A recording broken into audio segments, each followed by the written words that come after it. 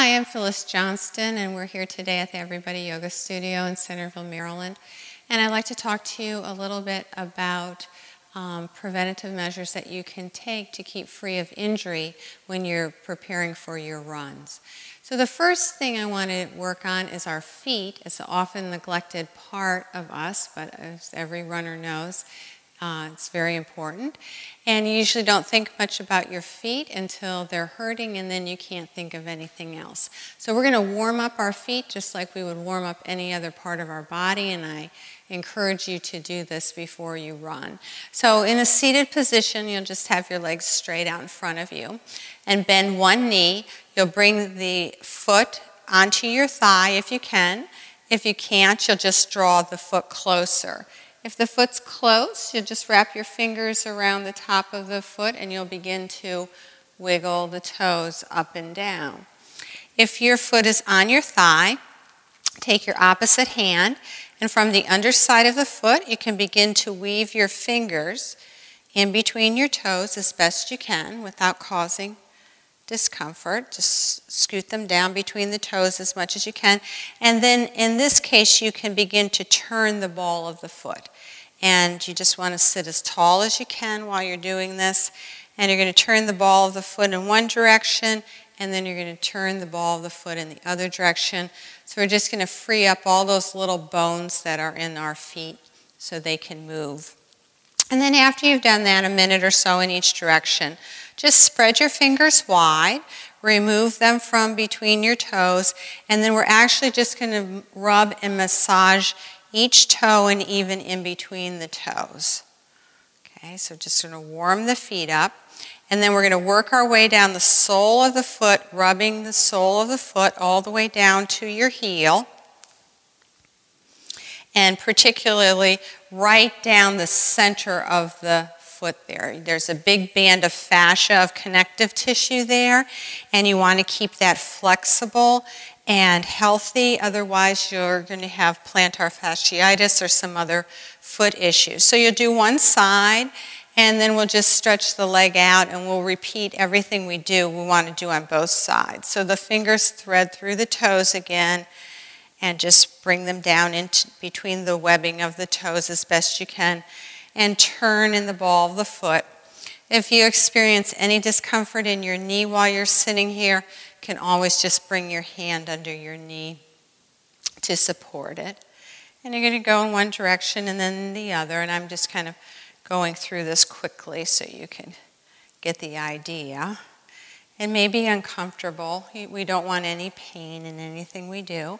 And then spread the fingers wide, pull the toes forward and back and forward and back several times. Remove the fingers, and then again, just rub each toe in between the toes, and then just massage down the sole of the foot, especially in the middle, and just warm your feet up and get them ready to run for you.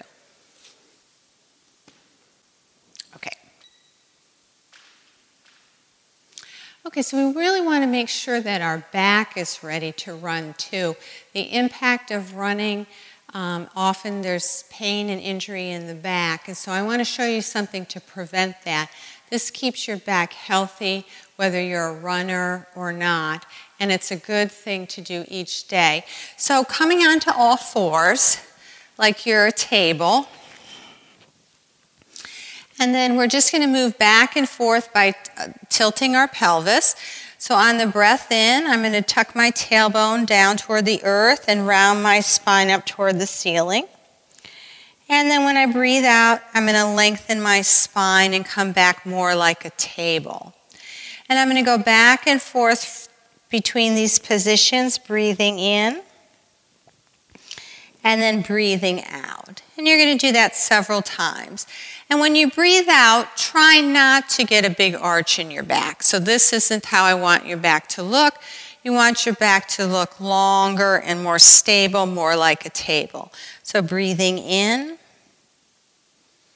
and breathing out. Okay. And this would be a nice stretch for you to do both before you run and after you run.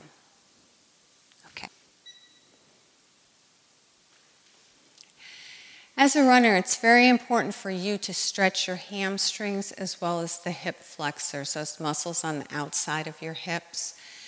A lot of back pain that runners experience is actually coming from tight hips or tight hamstrings. I know there's a lot of different ways to stretch your hamstrings. I like to show you one of my favorite ways now.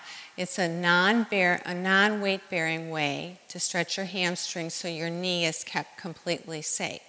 So I'm going to come to lay on my back. I'm using a yoga strap, which is a long fabric strap, about 8 foot long. What you could use at home is you could take 2 men's ties and tie them together, and then you'd have a long length of fabric. So I'm going to come to lay on my back. I'm going to have my knees bent and the soles of my feet on the floor to begin with. And I'm going to take this belt and I'm going to put it across the ball of one of my feet. And then I'm going to raise my leg up toward the ceiling. It doesn't matter how high your leg is. What's important is that your knee is not bent. If my knee is bent, my hamstring will not stretch. So it would be better to lower the leg and not have the knee bent than to bring the leg up and have a bent knee. So I'm going to hold one side of this fabric strap in each hand. And when I breathe out, I'm going to gently flex my ankle, point my toes more toward my face, and stretch my heel forward or point it toward the ceiling, however you think of it. And then when I breathe in, I'm just going to relax everything. So I'm going to breathe out and flex my ankle and point my toes toward my face. And then when I breathe in, I just relax. This simple movement of flexing the ankle will stretch the whole back of the leg. Some of you will feel this more in your calf than in the hamstring. If the calf is tighter, you'll feel it. You can do it several times like this. And then you can slowly try extending the other leg away from you. Flex that ankle as well. And if your back still feels okay, you'll flex the foot. Keep the heel moving away from you and then relax. You can do that several times on both sides. There's no tension in the face, neck, throat, shoulders, or arms while I'm doing this. The work is being done from the foot and the ankle to stretch the back of the leg. Then from here, you can just bend the knee, bring the thigh towards your chest, take the belt off, and we'll come back and you can switch to the other side, and you can do that movement on the other side. I want to show you another stretch for the outside of the hips to keep them open. So I'm going to take my left thigh and I'm going to cross it all the way over my right. So my left foot will dangle down as if I'm sitting at a desk. My face is just going to stay looking up toward the ceiling. My arms are out to the side. And when I breathe out, I'm going to allow my legs to start dropping toward the floor on the right. They may or may not come all the way to the floor. You're just going to have to move slowly and listen to your own body. I want the opposite shoulder from the knee to stay on the floor. And I'm going to just allow gravity and the weight of my legs to drop toward the floor. This is going to produce an opening and a stretch in the hip flexors on the top hip. I don't want to let my legs come all the way to the floor and let the opposite shoulder come off the floor. That's a roll, not a twist. So the opposite shoulder stays on the floor, and then you'll bring the legs back up, uncross, cross the opposite leg over, and then we'll work on the twist again. So I'm slowly bringing the legs toward the floor, keeping this back shoulder blade and arm grounded. I'm breathing in and out, always breathing, never holding your breath. I'm opening the outside of my hip here. Some of you might feel it into the buttocks also. Want to keep those hip flexors nice and loose. That's going to help your back feel a lot better while you're running.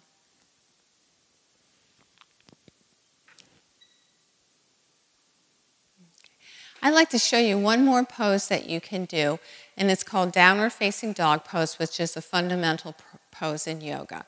This pose stretches the whole back of the body, so it stretches the spine, it'll stretch your hamstrings and your calves. You can do it as a warm-up before you run. It's also great to do after you run to stretch your muscles. As you're running, your muscles are getting stronger, but the fibers are getting shorter. So we want to keep length in the muscles. We want long, strong muscles, not short, strong muscles. So here's how to approach the pose. Come back onto all fours again, like a table. Knees under your hips, hands under your shoulders. You'll curl your toes under, and when you're ready, you'll begin to straighten your legs and lift your hips toward the ceiling. Don't try to force your heels down onto the floor. Just try to let the spine be long, the hips rising up toward the ceiling. You can stretch the heels back toward the wall behind you. If they come down a little bit, that's okay, but they do not have to come onto the floor. Let the head and neck relax. You can stay here for several breaths as long as you're comfortable. If you want to bring some additional stretch onto the legs, take one foot, bring the big toe and the next toe onto the back of the heel, and just let that top leg, the weight of that top leg, gently stretch the other heel toward the floor. I'm not forcing it down, I'm just letting that additional weight bring that heel down toward the floor. Another thing you can do to stretch your calves in this position is to bring the 2 feet together. Keep them together and stretch the heels back toward the wall behind you. To come out of the pose, you just carefully bend your knees.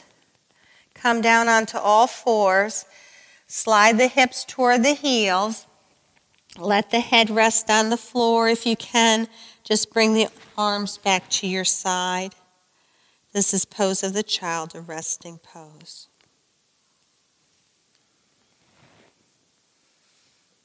Okay, so I just say one more thing.